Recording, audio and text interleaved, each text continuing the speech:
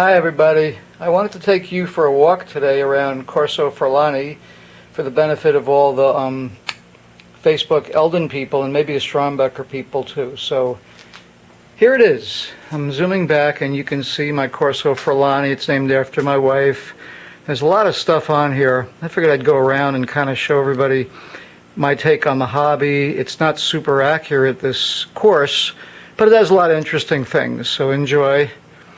And maybe you'll recognize some things that you had or you have. Okay, here's the start. Now this track can go either way. I have lap counters out, so I'm going to walk you around this way. Starts with the flag guy. There's the Selectronic transformer. Two old Eldons, pretty stock. And then I have an old motorcycle rubber guy I've had since I was a kid. This is a radio made up like a gas station. And then we get into the banked curve here. Here's a an old toy car that I had. It's a Rolls Royce. Here's Philippe's wonderful book, which made it to the table, and I haven't gone through it twice yet. Looking forward to studying it more. So then here are some features of this curve. These are old toys from my brothers and sisters that they didn't want. There's some kind of a metal marks fence. And then you look down the back stretch. It's a little bit of a short straight. There's some things on the wall here, some really neat Hot Wheels logos. I love European car racing. So here you have a Datsun and you have a Corvette. Neither of those are European, sorry. But then there's a Porsche 917. And then along the back, there's an old painting which goes well. And then I have my board, things that people have given me. So there's an Eldon brochure and there's some slot car stuff, and I got this at a show. It's a really little model of a Nissan, and some other things are in there.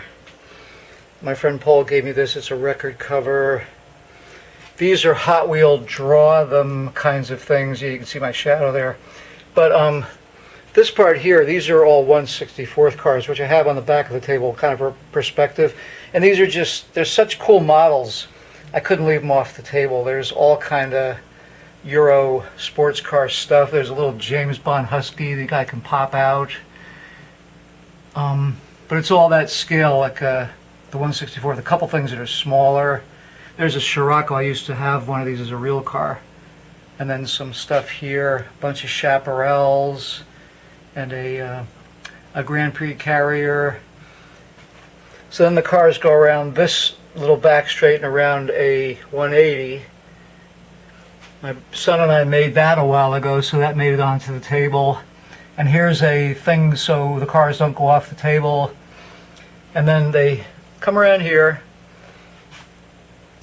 down this little stretch here, and then they're kind of getting the farthest point away from the transformer. And I use a pretty straight transformer now. I might up it the next time I put this all together. There's a little train track bridge, and then there are some S-curves. So the cars have action around here.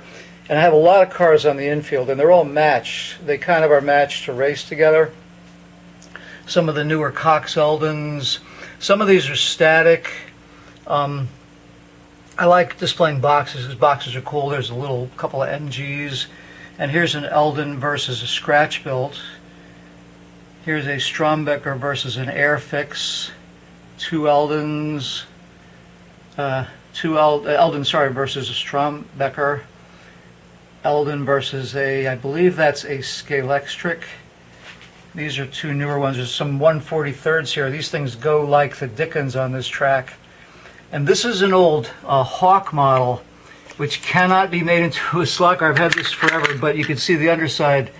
It's not loaning itself to easily make a slot car out of. So that's a Lotus parked there.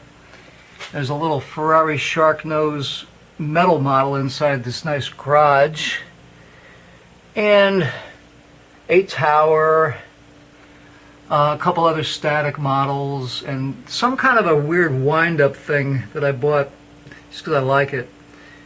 So then the cars, they come around this turn. A little bit of a kink there. And back here there are some other things. Up there is Corso Furlani. That Celic I used to have, the sedan, well, not the fastback model of it. Then this I've had forever. It's an old rubber station wagon. And some nice boxes. And this thing, it's like a mechanical model I've had a long time. And then they come around the barn turn. Here's the barn.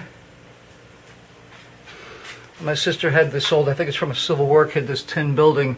So there are these two really strange little slot battery cars in there. And then these two cars my son and I built. Then inside the garage, ooh, you can see peeking in the garage there in low light, there's a couple old Eldons. Actually, you can't see in there, sorry. Let me go get the flashlight, hang on. I'll walk way over here.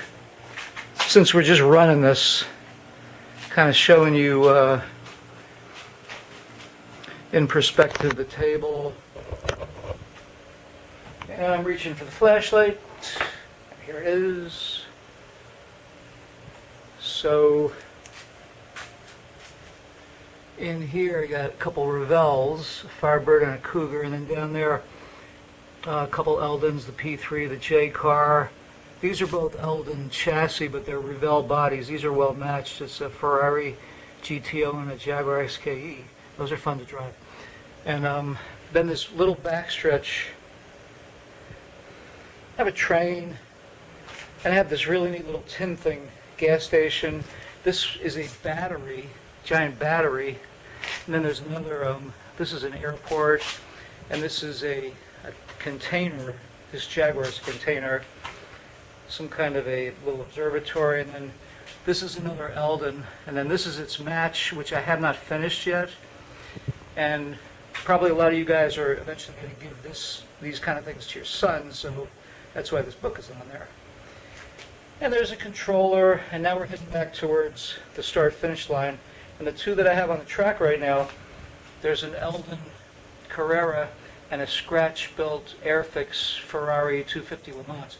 So I thought, well, before I run them, there's a lot of other stuff on the infield. These are two changed old Eldons, like made to be 50s racers, and then there are various matches, and you can probably recognize what these things are. They're matched because they run about the same.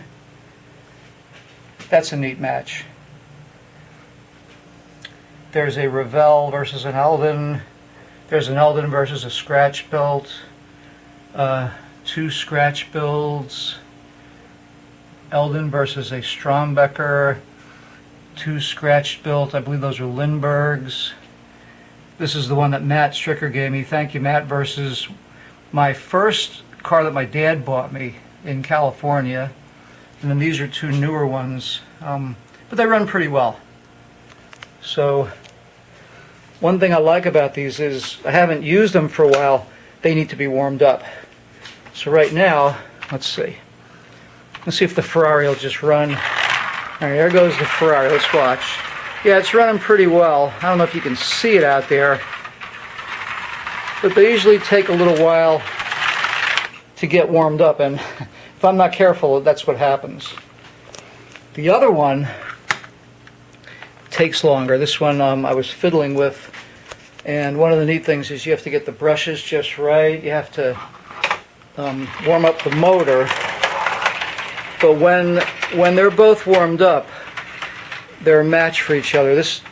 Yes, that is me to the pedal to the metal. The car is not quite making contact yet, but I'm going to see if I can get it all the way around. This is part of my fun, just seeing if the car makes it for a lap and rooting for it without touching it. Come on, Porsche. Whoop. Let's see if it makes it around the barn turn, and yes, there it comes. And there it goes. And yeah, it's definitely hitting the contact, so I will have to work on that one. And that's my story. Hope you liked it. And thank you for all the good videos and pictures that you all send. Corso Furlani. Over and out.